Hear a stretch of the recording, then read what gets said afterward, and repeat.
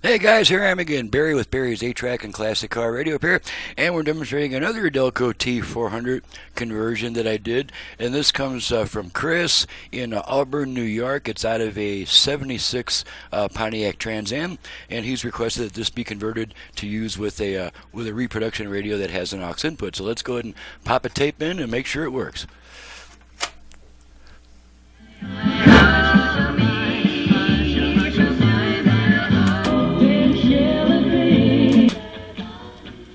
End of a song there. Okay,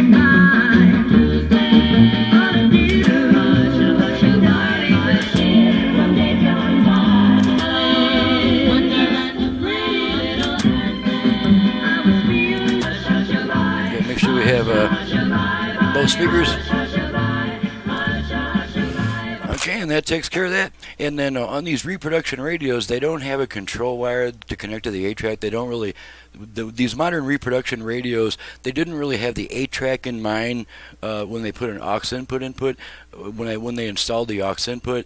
So as a result, now normally when you pull a tape out, when I convert the whole system, when you pull a tape out, the radio comes right back on. That's because there's a control wire between the 8-track and the radio.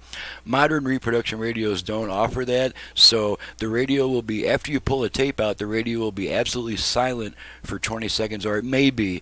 It just depends on how you've got it set. But if it's set to sense the incoming signal, then it's on a Vox circuit. But if you have to switch the radio to the aux mode manually, then that takes care of itself. So thanks so much for watching and listening.